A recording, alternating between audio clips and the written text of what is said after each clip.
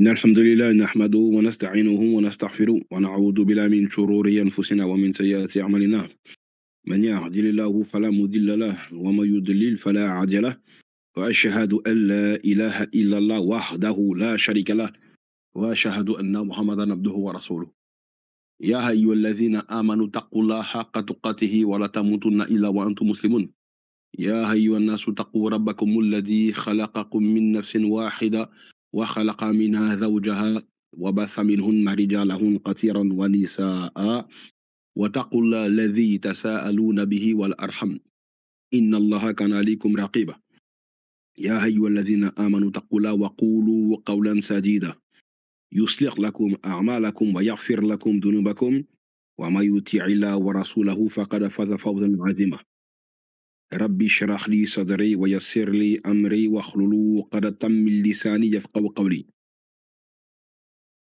ثم ما بعد السلام عليكم ورحمة الله وbarakatuh de la famille. Est-ce que tout le monde se porte pour le mieux? Répondez-moi sur le chat. Court, Inch'Allah, comme d'habitude.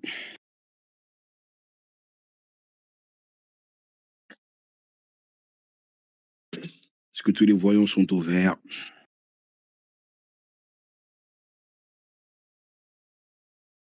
Ça va, alhamdulillah. Alhamdulillah, Rabbil Alamin.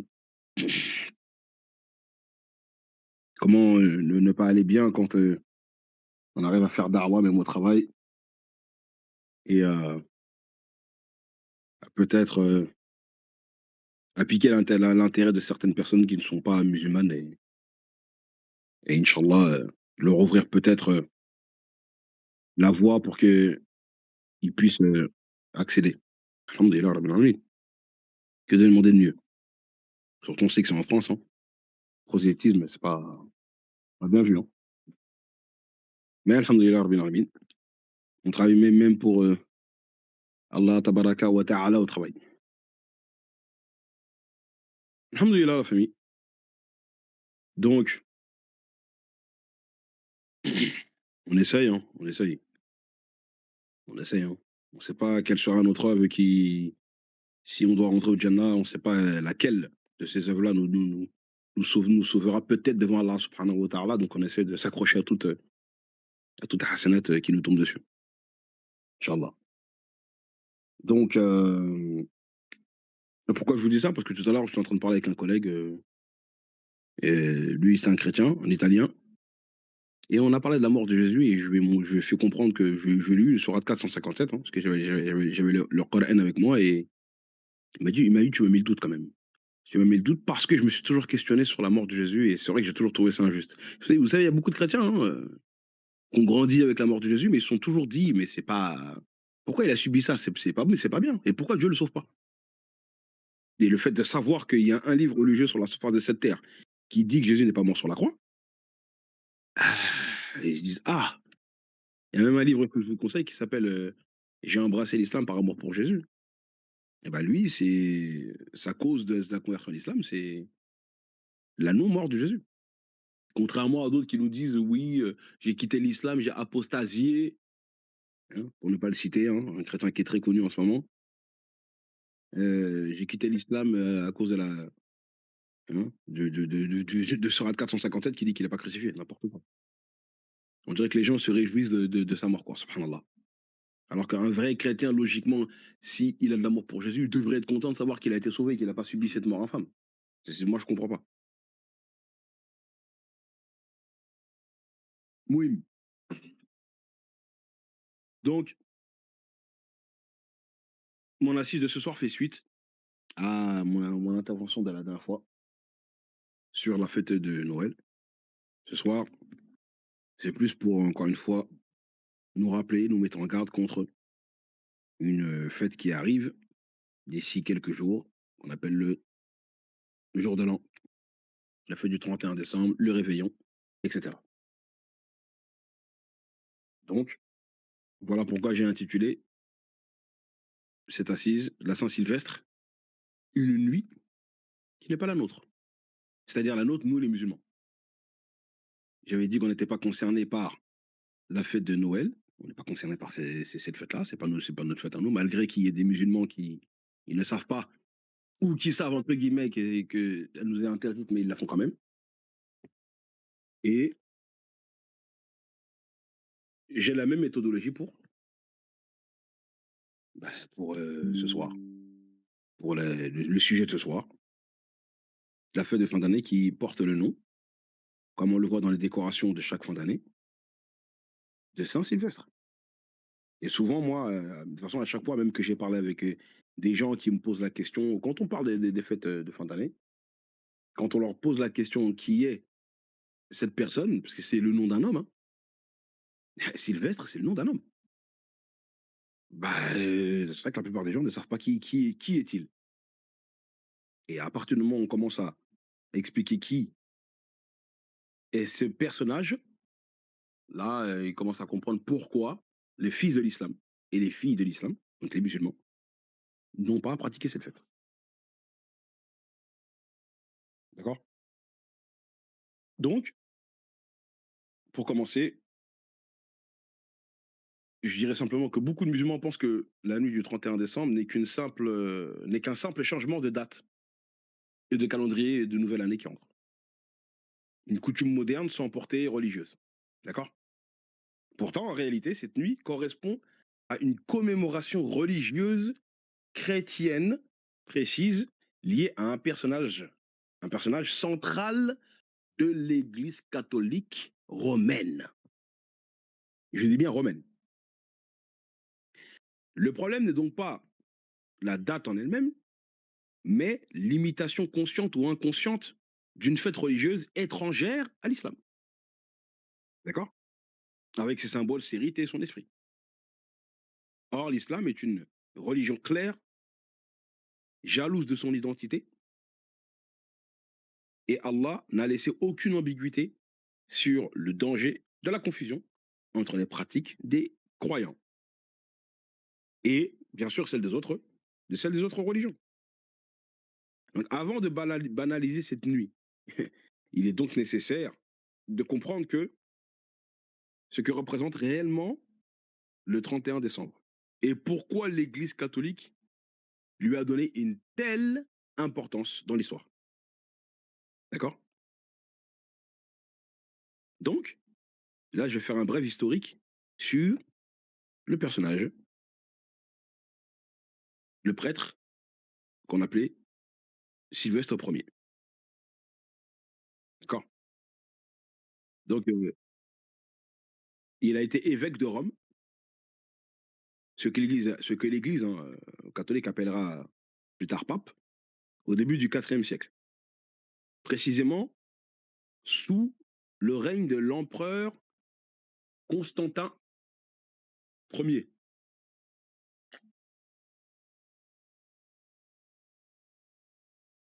D'accord. Donc, il accède à cette fonction dans un contexte décisif. Le christianisme vient tout juste de sortir de ses persécutions et entre dans une phase de reconnaissance officielle et de pouvoir politique grâce à Constantin.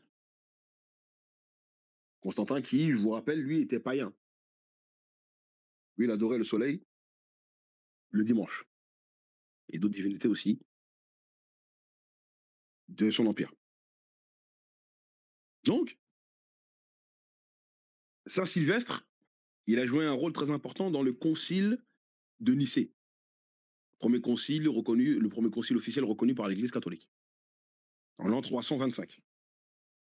Donc l'empereur Constantin convoque le concile de Nicée afin de trancher une grave décision doctrinale au sein du christianisme. Et cette controverse oppose notamment qui? Le prêtre Arius d'Égypte, hein, dans la ville d'Alexandrie, qui affirmait, lui, ce prêtre, il affirmait clairement que Jésus n'était pas Dieu, mais une créature créée par Dieu. Même s'il n'avait pas exactement la même doctrine que les musulmans, mais lui disait que Jésus n'était pas Dieu. Et tout connaisseur même de l'Église catholique vous dira que le plus grand danger que l'Église a connu, c'est cet homme, hein, le prêtre Arius. D'accord. Et dans son enseignement, de ce qu'il était en train de propager, il a fait des victimes de la vérité. Il y en a qui ont commencé à le suivre. D'accord? Donc quand l'Église, ceux qui croyaient que Jésus était Dieu ont vu ça, ils se sont dit: «Ouh là là, lui là, il faut qu'on éteigne vite parce que, il est en train de mettre à terre, notre croyance». D'accord? Donc les autres évêques qui défendaient une vision nouvelle, affirmant la divinité du Christ, eh ben, ça les a dérangés. Donc Sylvestre, lui, il n'a pas assisté personnellement au concile, mais il a envoyé 2 représentants qui l'ont représenté au concile de Nicée. D'accord? Ce qui signifie il soutenait et validait politiquement et religieusement les décisions qui y seront prises. Et une victoire doctrinale décisive s'est déroulée. Et le concile se conclut par la condamnation d'Arius et par l'adoption du credo affirmant que Jésus-Christ, Aïssa alayhi salatu wassalam, était de même nature que le Père. Ce qui contredit directement les évangiles, que l'Église elle-même choisira même pendant ce concile. Et ce qui contredit en fait ce que Aïssa alayhi salatu wassalam, ce que Jésus avait enseigné de son vivant. Parce que Jésus n'a jamais dit, lui, qu'il était de même nature que le Père. Hein. Jamais il a dit ça nulle part. Aucun verset biblique ne le dit. Aucun apôtre de Jésus n'a cru ça. D'accord? Mais c'est ce qui s'est passé. Donc, cette décision marque un tournant historique. La doctrine soutenue par l'empereur devient la doctrine officielle et les opposants sont marginalisés, exilés ou réduits au silence. Donc Sylvestre Ier est donc associé dans la mémoire catholique à cette victoire théologique majeure, rendue possible par l'alliance entre le pouvoir impérial et l'Église. Parce que Constantin, lui, on sait qu'il était en guerre avec Maxence. Il avait un ennemi qui s'appelait Maxence. Mais il n'avait pas beaucoup de partisans. Les chrétiens lui ont dit, nous, si tu veux qu'on devienne tes partisans, on va t'aider dans ta campagne contre Maxence. Mais toi, par contre, Constantin, tu vas nous aider à éteindre la vague qu'a provoqué qui? Le prêtre Arius. Comme il est en train d'affirmer que Jésus n'est pas Dieu. Donc, on t'aide et tu nous aides. Donc, c'est pour ça que le Constantin, il avait assisté et il présidait même le concile de Nicée. Inch'Allah, un jour, je vous ferai une assise sur le concile de Nicée. Et c'est là où on verra comment Jésus-Christ est devenu Dieu par le vote des hommes. Subhanallah. C'est une catastrophe ce qui s'est passé dans ce concile-là. D'accord? Donc pourquoi le 31 décembre? Selon la tradition catholique, Sylvestre Ier est mort un 31 décembre, en août vers l'an 325. D'accord? C'est pour cette raison que l'Église a consacré cette date à sa mémoire en faisant du 31 décembre la fête liturgique de Saint Sylvestre. D'accord? Je regarde juste ce que Erreur 404 a dit.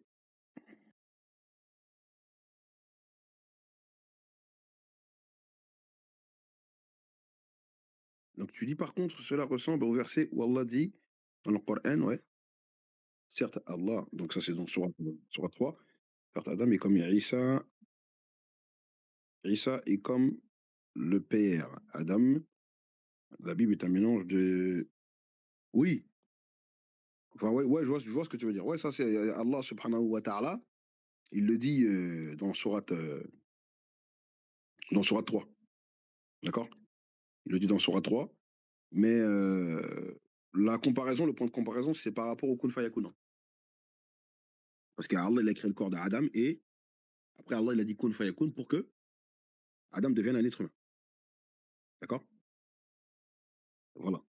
Mais lui, Aïssa, salam, il a été créé directement par le kun fayakun dans l'utérus de sa mère, Mariam.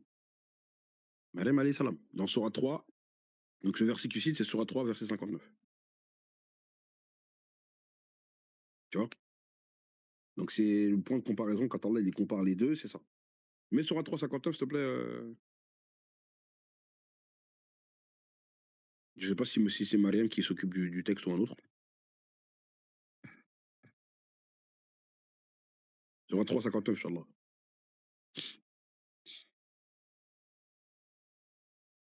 C'est qui s'occupe du bot, ce soir? La Racine, Mariam ou Rakfilou?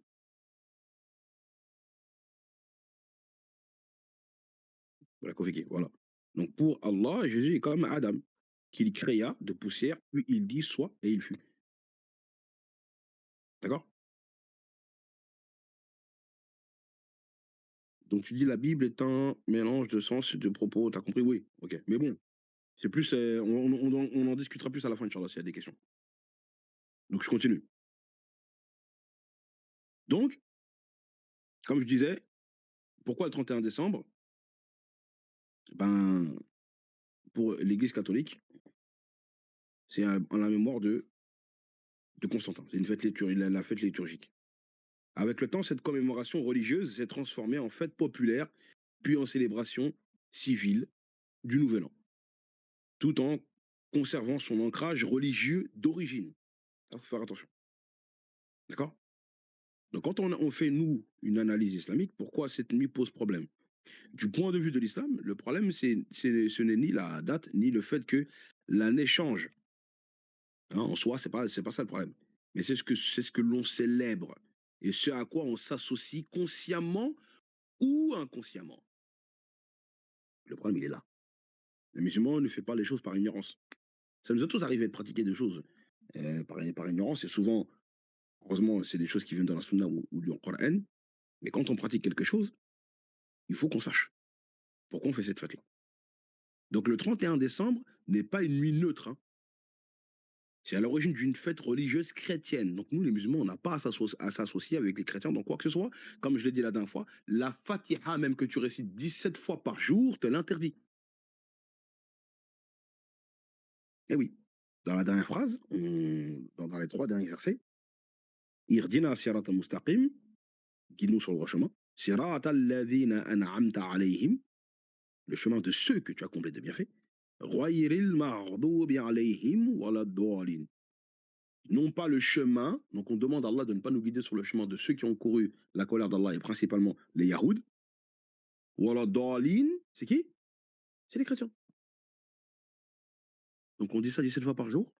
Il y a beaucoup de musulmans qui font salat, mais ils vont fêter les deux fêtes de fin d'année chrétiennes. D'accord? Donc il y a un problème, ici il y a un problème. On n'est pas cohérent. D'accord? Et donc par conséquent, tu détruis toutes les invocations que tu fais en une seule nuit que tu as faites pendant l'année. D'accord? Ça, c'est une catastrophe. C'est inacceptable. D'accord? Eh oui. La Fatiha, on la récite 365 jours dans l'année. Tu la récites 6205 fois, et ces 6205 fois, tu détruis tout en une soirée. Subhanallah. D'accord? Donc, il faut faire attention. Il faut faire très très attention à ça. Donc, c'est lié aussi, c'est la même chose. D'accord?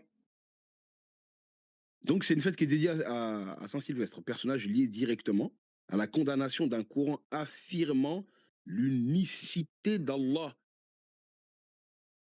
Eh oui, quand même.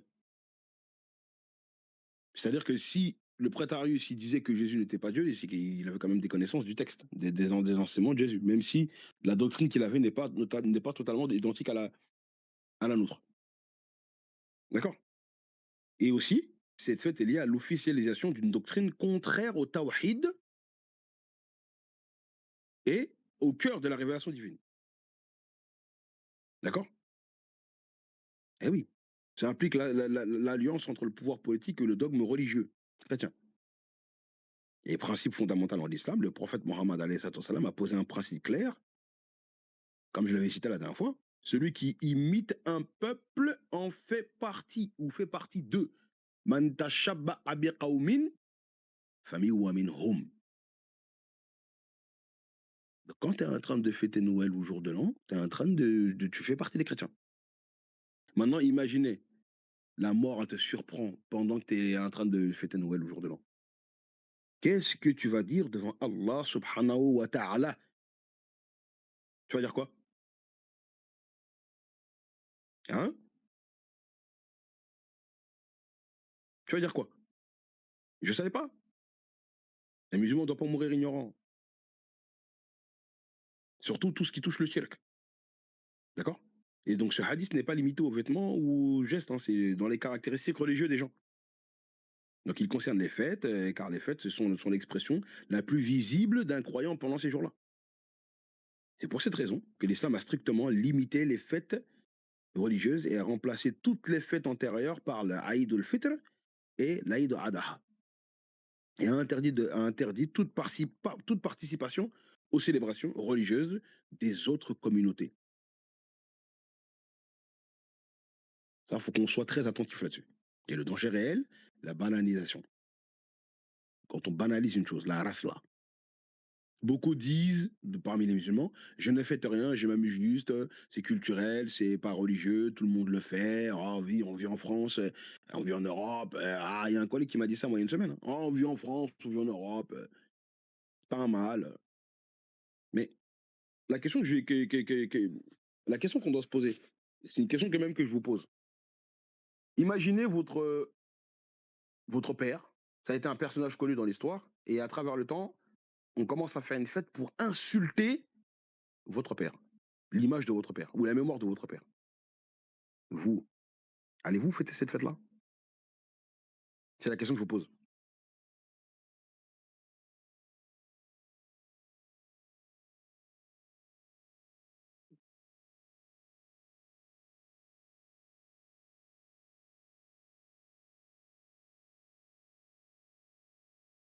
Allez-vous fêter une fête qui insulte votre père ou votre mère?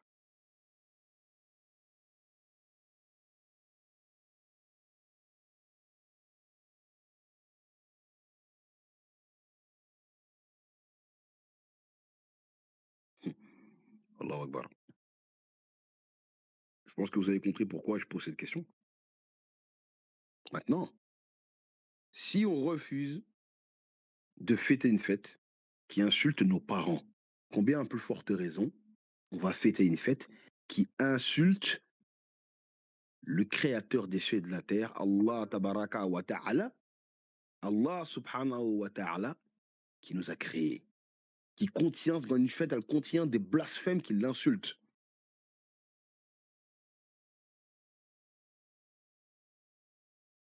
Allah, il nous dit quoi? Pour citer comme exemple, Surat Maryam, donc Surat 19, verset 88, à combien? À 93. Qu'est-ce qu'Allah dit? Barakoufik. Et ils ont dit, et on sait très bien qui dit ça, quelle est la communauté qui dit ça? Le tout miséricordieux s'est attribué un enfant. Vous avancez là, certes, une chose abominable.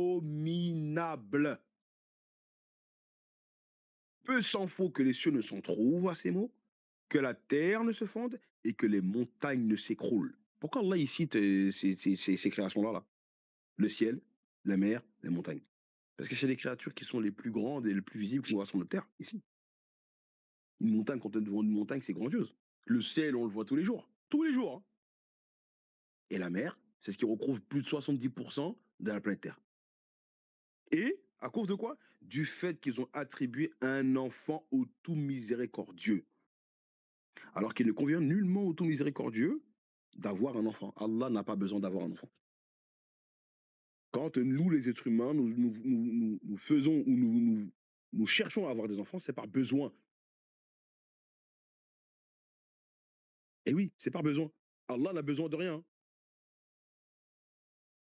Allah se passe, Allah est au-dessus de tout besoin. C'est ça le Dieu créateur. Il n'a besoin de rien, il n'a pas de besoin. Il nous a même pas créé. Des fois, quand on parle avec des athées, oui, mais pourquoi Dieu nous a créés là? Il a un besoin, non? Il nous a pas créés par besoin. Ça, on peut faire une assise dessus. Mais Allah ne nous a pas créés parce qu'il a besoin de nous. Et il existait à bien. Allah a toujours été là avant de nous créer. Comment il va avoir besoin de nous? Le besoin implique une dépendance, hein. C'est nous qui avons besoin de lui. D'accord? Et la fin du verset dit quoi? Tous ceux qui sont dans les cieux et sur la terre se rendront auprès du tout miséricordieux, sans exception, en serviteurs. Tout simplement.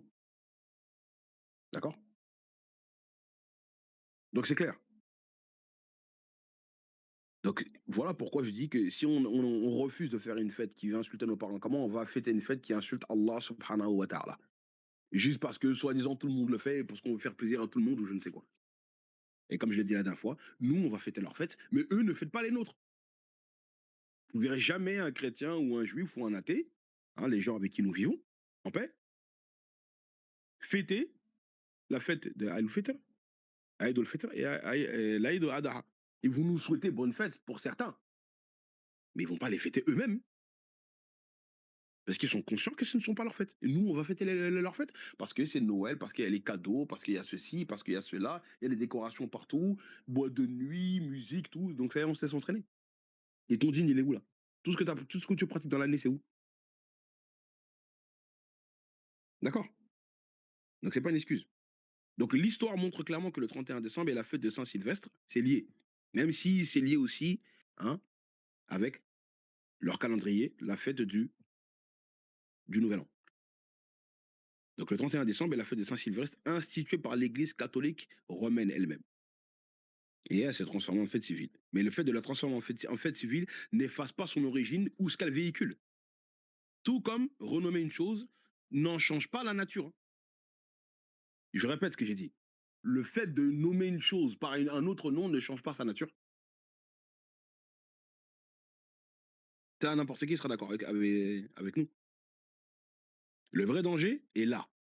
Donc c'est la perte de la sensibilité religieuse, habituer son cœur à ce que Allah n'a pas légiféré, normaliser ce qui est né d'une croyance contraire à quoi? À l'unicité d'Allah subhanahu wa ta'ala. D'accord? Donc la question est donc, est-ce que je crois à la Saint-Sylvestre? Donc pardon, la question, justement, la question n'est donc pas, est-ce que je crois à Saint-Sylvestre? Non. Mais plutôt, pourquoi un musulman aurait-il besoin d'une fête irritée, d'une victoire doctrinale contre le tawhid, alors qu'Allah lui a déjà donné une fête religieuse? Vous savez, pour faire une comparaison à ça, ce que je viens de dire là, c'est que quand le prophète Mohammed, il est arrivé à Médine, il a vu la communauté juive qui était en train de fêter, hein, la fête, la fête de la victoire de Moïse. D'accord? Donc, comment s'appelle cette fête en islam? C'est la question que je vous pose. Le fait en islam, comment s'appelle la fête quand nous, les musulmans, on commémore le fait qu'Allah il a donné la victoire à Moussa? Voilà qu'on fait que erreur 404. La fête de Ashura, exactement. Donc le prophète, alayhi salam, il a vu les juifs et il leur a dit pourquoi vous fêtez cette fête-là? Et les juifs ont dit c'est le jour où Dieu a donné la victoire à Moïse sur le pharaon. Est-ce que vous connaissez la réponse du prophète Mohammed à cette réponse des juifs? Hmm. Attendez, je vais vous poser le hadith, que je vous le trouve tout de suite.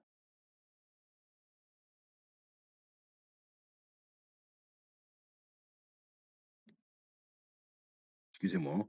Ce hadith, il est magnifique.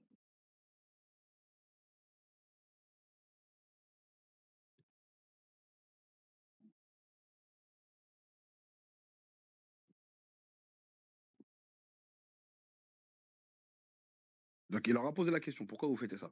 Les juifs, ils ont dit c'est le jour où Dieu a donné la victoire à Moïse sur le pharaon. D'accord? Maintenant, regardez,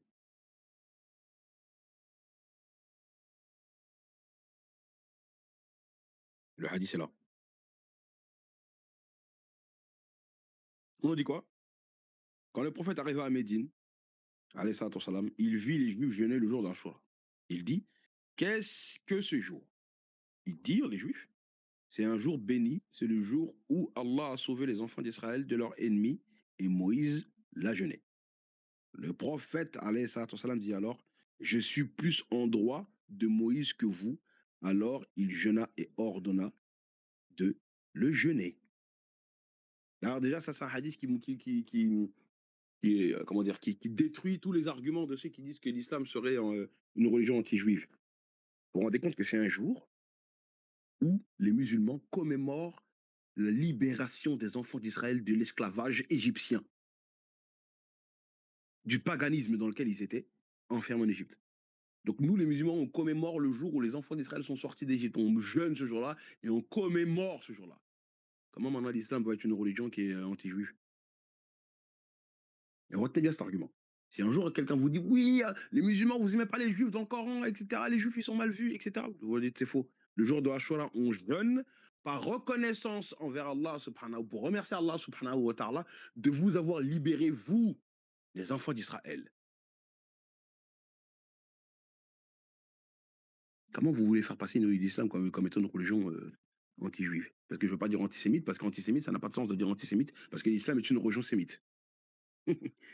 D'accord? Eh oui.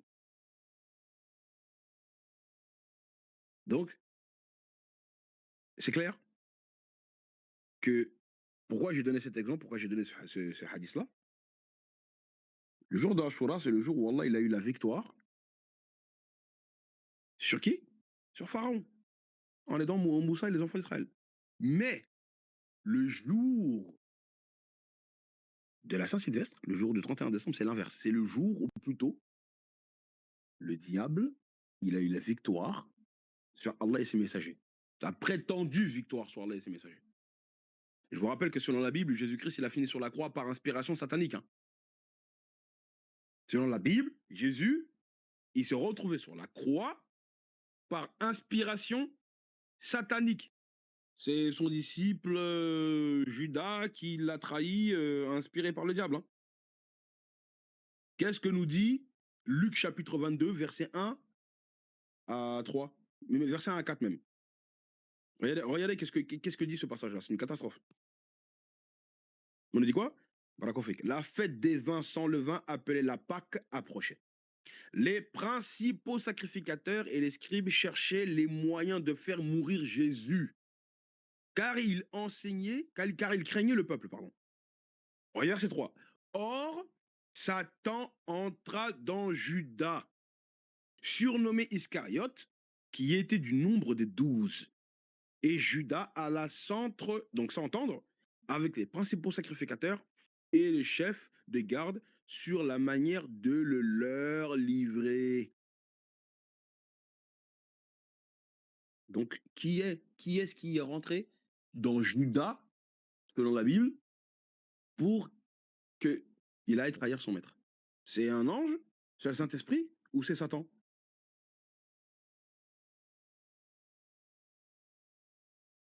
C'est qui?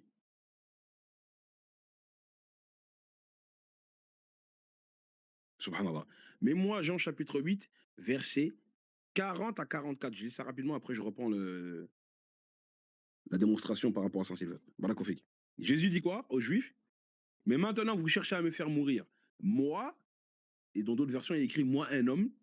Quand on prend la Bible de Jérusalem, la traduction catholique, il y a écrit moi, un homme, hein, qui vous ai dit la vérité que j'ai entendue de Dieu. Donc, dans cette parole, Jésus il est en train de démontrer qu'il n'est pas Dieu lui-même et que ce n'est pas une incarnation. Ensuite, il dit quoi? Cela, Abraham ne l'a pas fait. Donc cela, Abraham n'a pas cherché à mettre à mort quelqu'un qui lui disait des vérités qu'il a entendues de Dieu. Cela, Abraham ne l'a pas fait. Vous faites les œuvres de votre père. C'est Jésus qui parle. Mais qui est le père des Juifs? Ici, on ne sait pas encore. On va le savoir juste après. Donc Jésus leur dit, vous faites les œuvres de votre père. Ils lui dirent, nous ne sommes pas des enfants illégitimes. Nous n'avons qu'un seul père, nous avons qu'un seul père, Dieu. Jésus leur dit, verset 42, si Dieu était votre père, vous m'aimeriez. Cette fameuse parole démontre clairement que si les enfants d'Israël avaient cru en Jésus, ils ne l'auraient pas tué. Donc, ce qui implique à dire que ce n'était pas sa mission. Ils auraient dû l'aimer. Voilà pourquoi Jésus dit, si Dieu était votre père, vous m'aimeriez. Ensuite, Jésus dit quoi? Car c'est de Dieu que je suis sorti et que je viens. Je ne suis pas venu de moi-même, mais c'est lui qui m'a envoyé. Ce n'est pas une incarnation. Jésus est un messager d'Allah, un envoyé d'Allah. Takbir.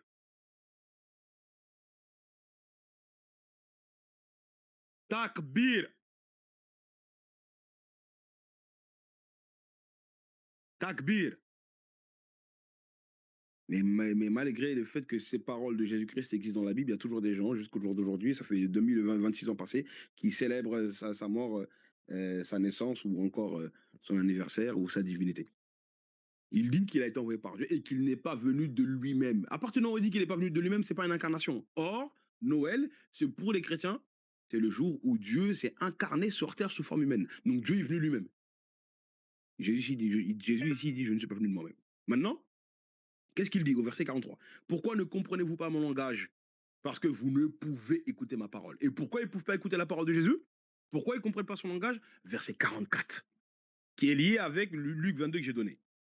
Vous avez pour père le diable. Et vous voulez accomplir le désir de qui? Du diable. D'accord? De votre père. Il a été meurtrier dès le commencement avec Adam et Ève. Dès le commencement, il a été meurtrier. Il ne se tient pas dans la vérité, car il n'y a pas de vérité en lui. Lorsqu'il profère le mensonge, il parle de son propre fond, car il est menteur et père du mensonge. Donc, ici, Jésus, il est en train de dire que ceux qui veulent tuer ceux qui veulent sa mort, sont en train de faire quoi? D'accomplir une œuvre satanique.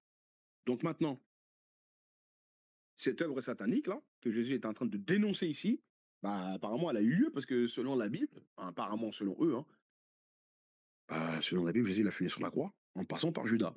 Donc Satan a réussi son œuvre. Donc Satan, selon beaucoup de chrétiens, et Satan aurait tué Dieu parce que Jésus est Dieu. Donc les êtres humains sont coupables de déicide. Vous vous rendez compte, soi-disant? Mais quand on est en train de nous dire ça, nous les musulmans, on leur dit, mais le Dieu que vous êtes en train de nous dire, c'est pas le Dieu du Coran al-Karim, et c'est encore moins le Dieu de Jésus. Hein. Parce que le Dieu créateur ne meurt pas. Oui, Dieu ne meurt pas. Ah ben si Dieu ne meurt pas, pourquoi vous nous dites que Jésus est Dieu alors? Et les fêtes de fin d'année sont liées à ça. Il y a un lien. C'est une catastrophe. D'accord? Voilà. Donc, pour revenir à ce que je disais, nous, quand on jeûne Ashura, c'est pour montrer qu'Allah il a eu la victoire sur Satan et son armée. D'accord? Donc, pour pas faire trop long, et je vais bientôt terminer, la mise en garde, c'est les musulmans. Ya muslimin. La question n'est pas de savoir si vous croyez ou non à cette fête-là. La vraie question, c'est quoi? C'est à quoi vous vous associez ou à quoi nous nous associons. L'islam ne nous a pas laissé sans repère, sans fête, sans identité. Allah subhanahu wa ta'ala nous a ordonné, ou plutôt nous a donné une religion complète, claire, distincte, honorée par le tawhid. Or, le 31 décembre n'est pas une nuit vide de sens. Non. C'est une date issue d'une histoire religieuse précise liée à des croyances que l'islam est venu corriger, non célébrer. Se fondre dans cette célébration, même sous prétexte de détente ou de culture ou d'amusement, c'est banaliser ce que Allah a séparé. C'est affaiblir la frontière entre quoi? Entre la vérité et la fausseté. Et c'est à force, justement, d'éteindre la vigilance du cœur qu'on s'affaiblit religieusement. Et que notre relation avec Allah subhanahu wa ta'ala se détériore. Le croyant musulman n'a pas besoin d'imiter pour exister. Nous avons nos propres fêtes à nous. Il n'a pas besoin d'une nuit étrangère pour se réjouir. Il n'a pas besoin d'un symbole hérité d'autres croyances pour être heureux. Non. Sa dignité est dans son obéissance. Et sa joie est dans son adoration. Et son honneur est dans le fait de dire La ilaha illallah Muhammad Rasulullah. Allah nous suffit. Et ce qu'il a légiféré nous suffit. Que chacun se pose la question en conscience. Je parle pour les musulmans ici, je parle pour les musulmans qui veulent fêter ces fêtes-là et qui vont même se préparer pour le 31 décembre, le réveillon, faire des choses. Donc, que chacun se pose la question en conscience, dans sa conscience, est-ce que cette nuit me rapproche d'Allah ou m'en éloigne? D'accord? C'est ça, la chose essentielle. Et je vais vous donner aussi un argument.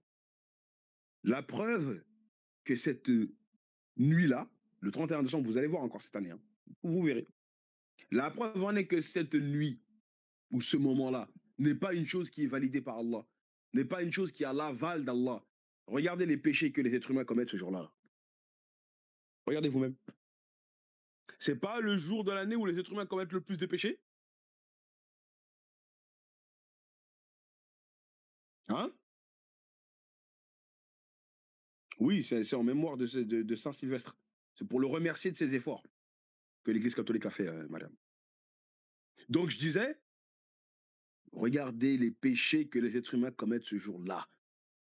Il n'y a pas un jour dans l'année où les êtres humains commettent le plus de péchés sur la surface de la terre. Ce jour-là, Shaitan et son armée sont en alerte rouge. Nous, on fait nos réunions, mais Shaitan aussi, il est en train de faire ses réunions, hein, alors qu'il est. Il est en train de rassembler toutes ses chéatines. Vous allez là-bas, vous allez là-bas, vous allez faire ci, vous allez faire ça. Hein, vous allez embêter les musulmans, on est sur la liste. Regardez les péchés que les êtres humains font ce jour-là. Alcool, fournizina, etc. Bagarre dans les rues. À Paris, c'est n'importe quoi à Paris. Chaque année, c'est n'importe quoi. Vous voyez? Et c'est soi-disant un jour béni? Jamais de la vie. D'accord?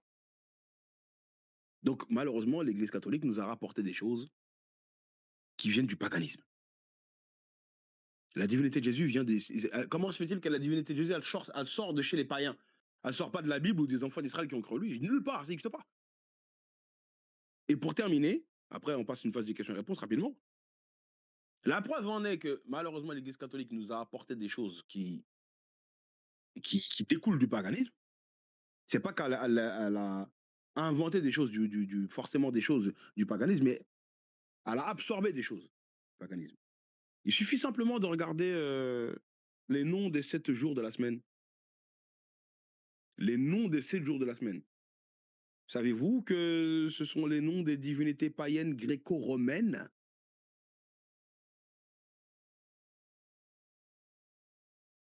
Est-ce que vous savez que les noms des 7 jours de la semaine sont les noms des divinités païennes gréco-romaines? Est-ce que quelqu'un peut m'écrire les noms des 7 jours de la semaine là? Quelqu'un peut m'écrire ça, les noms des 7 jours de la semaine. OK? Lundi, mardi, mercredi, jeudi, vendredi, samedi et, et dimanche. Voilà qu'on fait que frère Maï. C'est une catastrophe. Ça, je vais vous faire rapidement un bref historique sur les noms de ces 2 jours de la semaine. Parce que c'est les noms actuels du calendrier grégorien. D'accord? Voilà. Mais donc c'est déjà fondé, c'est un calendrier qui est fondé sur l'astrologie et les divinités païennes. Hein. D'accord? Donc lundi, c'est le dieu de la lune. Le dieu de la lune. Mardi, c'est le dieu Mars, le dieu de guerre chez les Romains. Et c'est même de ce même nom qu'est sorti le nom art martial. Mars, les arts du combat, les arts de la guerre. C'est du nom Mars qu'est venu le mot martial. D'accord? Mercredi, c'est le dieu du commerce. D'accord? Jeudi, c'est le dieu Jupiter, dieu suprême chez les Romains. Jupiter, hein, qu'on appelle aussi Zeus. Vendredi, c'est le dieu Vénus, la déesse de l'amour. Donc c'est une déesse féminine. Samedi, c'est le dieu Saturne, dieu du temps et de l'agriculture. Et dimanche, dimanche, c'est le jour du dieu Soleil. Et c'est ce jour-là que les Romains adoraient le dieu Soleil. Et je vais vous poser une question. Comment est-ce qu'on dit dimanche en anglais? Écrivez-moi ça, s'il vous plaît. Sunday. Sunday, c'est un nom composé. Qu'est-ce que veut dire Sunday? Ça veut dire quoi? Bah, il a dit glace. Non, non, non. Regarde qu'est-ce qu'ils ont écrit, tes confrères en dessous. Sun, en anglais, sun tout seul. Après, espace day, le jour du soleil. Vous voyez cet indice-là? C'est en anglais, hein? Le jour du soleil. C'est parce que les Romains adoraient le soleil le dimanche. Et Constantin aussi. Takbir.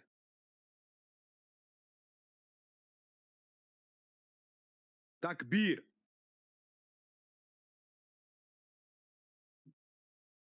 Vous vous rendez compte de cet égarement-là? C'est pour ça que les juifs et musulmans n'a rien à voir, hein. Eux, c'est les noms des divinités païennes gréco-romaines. D'accord? Et aussi rapidement, le nom des mois maintenant. Le nom de certains mois dans le calendrier. Donc les calendriers, grégoriens utilisent aujourd'hui et utilisés dans le monde entier, hein. C'est une adoption chrétienne d'un ancien calendrier romain païen. Plusieurs mois portent directement le nom des dieux ou des figures idolâtres. Exemple, Mars, encore une fois, c'est le dieu de la guerre, comme je l'ai dit tout à l'heure, comme dans le calendrier. Juin, c'est Junon, déesse romaine du mariage. Janvier, c'est Janus. Et ce dieu-là, il est représenté avec deux visages, un visage devant et un visage derrière. C'est-à-dire un visage qui regarde l'année passée et un visage qui regarde de l'autre côté, un visage qui regarde l'année qui est en train d'arriver. D'accord? Donc, encore une fois, même dans le calendrier, il y a les noms des divinités païennes gréco-romaines. D'accord? Donc c'est un point de rappel. Donc comme je l'ai dit, tout ça, c'est pas neutre, historiquement. C'est profondément marqué par le paganisme gréco-romain, avec de l'astrologie, etc. Et puis c'est une récupération chrétienne. Donc cela, après, il faut préciser, cela n'implique pas que les musulmans commettent un péché en utilisant ces noms-là, hein, comme on dit tous les jours, oui, je travaille au mois de janvier ou je pars en vacances au mois de mars, etc. Non, d'accord? C'est on utilise ces noms par nécessité parce que c'est par nécessité qu'on les utilise tous les jours, hein, ou pendant l'année. Mais cela explique pourquoi l'islam a fixé ses propres repères, son propre calendrier, ses propres fêtes, sans référence à toutes ces divinités-là. D'accord? Donc je vais m'arrêter là, pour pas faire trop long. Je vous remercie de m'avoir écouté. Qu'Allah me pardonne si j'ai commis des fautes par ignorance ou par manque de concentration ou par manque d'études, hein, tout simplement. Et on passe à une phase de questions-réponses. Je répondrai à vos questions toujours dans la limite de mes connaissances. Voilà qu'on fait comme la famille. Oui, je l'avais dit, même à chaque fois qu'on fait des assises dessus, je le dis. C'est-à-dire que je me dis, pour Noël, on peut leur souhaiter nos meilleurs vœux, et pour le Nouvel An, est-ce qu'on peut leur souhaiter? En fait, c'est le même principe que Noël. Faut leur dire, pour esquiver le fait de les encourager dans le fait de pratiquer du haram, faut leur dire meilleurs vœux. Parce qu'eux-mêmes, ils le disent, hein, meilleurs vœux, hein. Enfin, quand je dis eux-mêmes, c'est-à-dire que nous-mêmes, on a grandi dedans. Moi, j'ai grandi en France, hein. J'ai grandi en France, donc on est habitué. Meilleurs vœux, bonne année, bonne santé, etc. Les paroles, ces paroles-là, c'est pas la nia n'est pas mauvaise, hein, hein. La forme même n'est pas mauvaise de dire ça. D'accord? Mais quand nous, les musulmans, on va leur dire meilleurs vœux, c'est qu'on leur souhaite, dans nos vœux, qu'Allah subhanahu wa ta'ala les guide sur le chemin de l'islam. Parce que l'islam, c'est la religion de tous les prophètes, c'est la religion de Christ. Jésus n'a pas laissé le christianisme. Donc nous, quand on souhaite ces choses-là, meilleurs vœux, c'est qu'on souhaite qu'Allah les guide. D'accord? Il vaut mieux éviter les expressions bonne fête ou joyeux Noël, ouais, etc. D'accord? Donc quand quelqu'un vous dit meilleurs vœux, bonne année, bonne santé, on peut leur dire, il n'y a pas de mal à leur dire, oui, vous aussi, on vous souhaite la même chose. Nos meilleurs vœux. Meilleurs vœux, de toute façon, ça englobe tout. Voilà. Meilleurs vœux, c'est je te souhaite le bien dans toute chose. Mais le plus important, c'est que on est la vérité sur ici-bas par rapport à Allah subhanahu wa ta'ala pour que on récolte les fruits dans l'au-delà. Donc voilà ce que je peux te répondre, frère Maya. J'espère avoir répondu à ta question.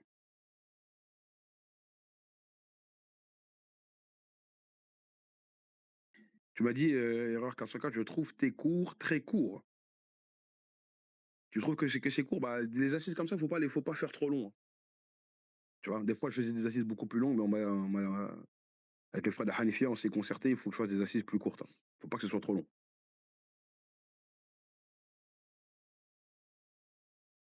Barakallahu fikoum, la famille, si vous appréciez, mais j'ai toujours la peur de faire des erreurs, hein. Vous savez que c'est pas évident de prendre la parole devant plusieurs personnes comme ça, parce qu'on est censé, on doit dire que la vérité. Le but, c'est pas d'égarer les gens, c'est justement de guider. Donc de transmettre des erreurs, devant Allah subhanahu wa ta'ala, c'est dangereux. Donc tu m'as écrit: «Alors qu'en 54, ton sujet sur les fêtes m'a fait chercher quelques versets et il dit ça: "C'est clair, bien qu'il y a des apparences cachées"». Sourate Al-Kahf, ouais, sourate, 18, 102. «Ceux qui ont mécru comptent-ils pouvoir prendre pour allier mes serviteurs en dehors de moi? Nous avons préparé l'enfer comme résidence pour les mécréants. Dites, voulez-vous que nous vous apprenions lesquels sont les plus grands perdants en œuvre? Et ce sont donc ceux dont l'effort dans la vie présente s'est égaré alors qu'ils s'imaginent bien le faire». Bien sûr, bien sûr. C'est-à-dire que quand tu parles avec les chrétiens et même des gens des autres obédiences religieuses, eux, quand ils font leur fête, ils pensent faire le bien. Hein. En soi, une fête n'est pas un mal, hein, mais c'est plutôt la spiritualité qui en découle derrière. Si elle a dévié du monothéisme que leur prophète a enseigné, c'est clair que ça devient un mal. C'est clair. Tu vois? Donc, oui, le verset sur Al-Kahf que tu as donné, machallah, tu vois? C'est exactement ça. C'est pas parce que quelqu'un la niya ne suffit pas. Même si le prophète Mohammed alayhi salatu wassalam, il dit: «Les actes ne valent que par leurs intentions», mais pas dans le haram ou dans le shirk. Quand on fait une fête, on doit savoir d'où elle provient. Et ces 2 fêtes-là n'ont pas été, instaurées dans la Bible. Si c'était quelque chose des choses importantes, le Christ l'aurait recommandé. Il y a des fêtes qui existaient à l'époque de Jésus, dans les évangiles. Mmh. Ça, on le voit clairement quand on voit dans, par exemple, l'évangile, de Jean. Bah, on voit que les Juifs, ils étaient en train de fêter la fête de Hanouka. Hein, on le voit dans Jean chapitre 10, verset 22. Est-ce que tu peux mettre ce verset? Bah, que frère. Dans Jean chapitre 10, verset 22, hein, les Juifs, ils pratiquaient la fête de Hanouka. On célébrait à Jérusalem la fête de la dédicace, c'était l'hiver. Hein, ça, c'est la commémoration, hein, des Juifs, Maccabées, hein, comment ils appellent, quand ils ont triomphé sur les Grecs quand ils avaient envahi la ville de Jérusalem et souillé le temple de Jérusalem. D'accord? Donc il y avait des fêtes qui existaient à l'époque de Jésus.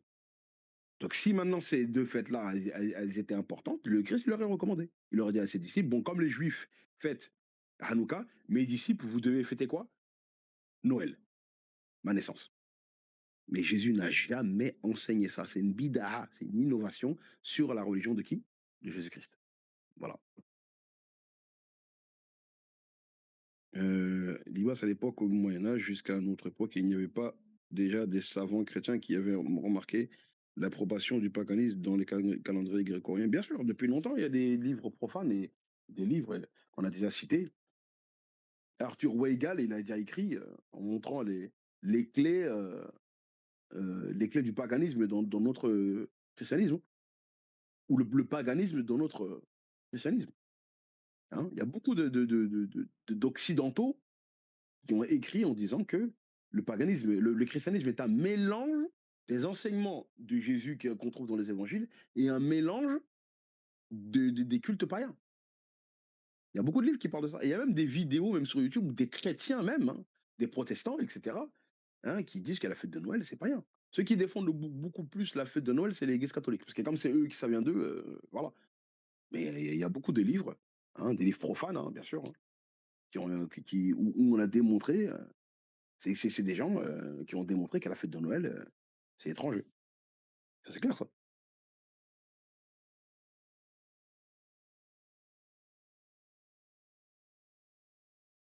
Non, mais il y a pas de souci, ma sœur, c'est à partir de erreur 404 pour ce que tu as écrit, tu vois? On a toujours la crainte de faire des erreurs. C'est pour ça qu'on essaie d'étudier avec le plus de précision possible ce qu'on dit pour, transmettre le maximum de vérité.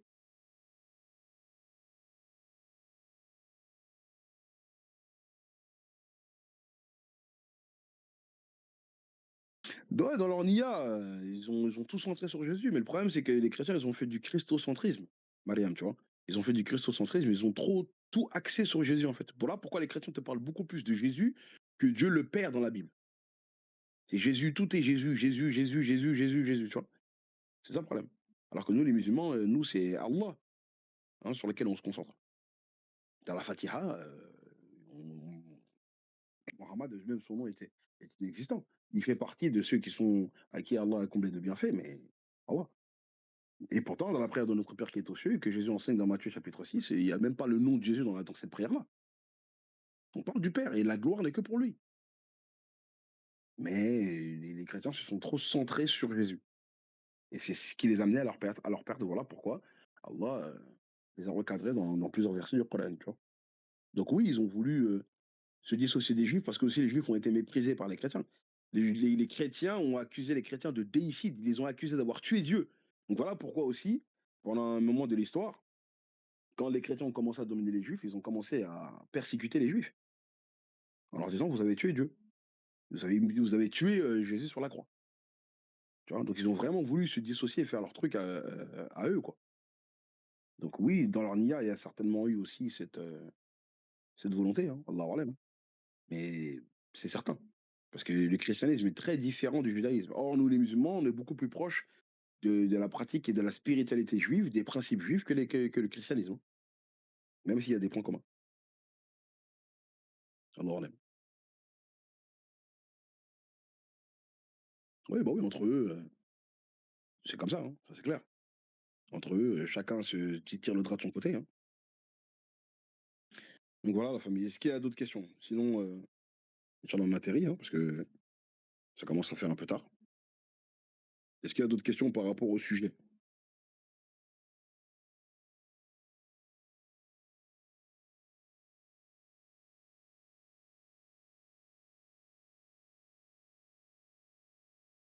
Oui, d'accord.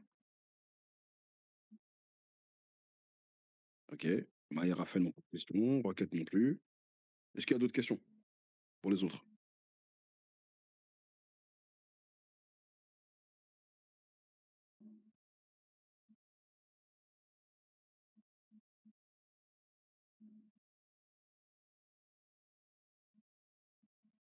Bon, s'il y a pas d'autres questions, bah, je vous remercie de m'avoir écouté, on va atterrir. Bah, en tout cas, ce que je veux dire, c'est passe le message à ton voisin, hein. Hein, quand la vidéo, je vais la poster. Je vais la poster, inch'Allah ce soir ou demain. Heu, Partagez-la autour de vous parce qu'il y aura toujours des musulmans, parce que c'est destiné aux musulmans, ces assises. Parce que je tiens à préciser que nous n'interdisons pas aux chrétiens de fêter leur fête, c'est leur fête. Ils sont libres, c'est leur fête. Mais nous, les musulmans, nous ne sommes pas concernés par ces fêtes-là. Nous avons nos fêtes à nous, d'accord? Donc, partagez la vidéo aux musulmans autour de vous qui seraient susceptibles de célébrer le 31 décembre pour qu'ils aient un maximum d'informations et qu'ils comprennent qu'on doit s'écarter de ces fêtes-là, même si nous y sommes attachés. Voilà ce que je peux conclure. Qu'Allah nous préserve, qu'Allah nous guide et qu'Allah nous pardonne nos fautes. Parce que si on fait ces fautes-là, c'est surtout parce que nous sommes ignorants de notre dîne. La plupart des musulmans, nous sommes ignorants de beaucoup de ces choses-là. Donc c'est pour ça qu'il faut étudier, il faut lire, se renseigner, poser des questions, etc. Voilà, la famille. Donc je vous remercie de m'avoir écouté. Qu'Allah nous pardonne nos péchés passés, présents, futurs. Et qu'Allah nous écarte de ces dangers que ces deux fêtes de fin d'année recèlent. Donc je vous donne rendez-vous, comme d'habitude, dimanche prochain, Inch'Allah, pour, Inch'Allah, de nouvelles aventures. Et j'espère que vous me direz pas, ouais, bonne année ou meilleurs vœux, etc., hein. D'accord? Et j'espère que vous me direz pas ça, hein. Voilà la famille. Qu'Allah vous préserve. Passez une bonne nuit et je vous dis à la prochaine. Et à l'année prochaine, ouais, ça allait pas louper. Et à l'année prochaine. سبحان ربك رب العزة عما يصفون وسلام على المرسلين والحمد لله رب العالمين. السلام عليكم ورحمة الله وبركاته.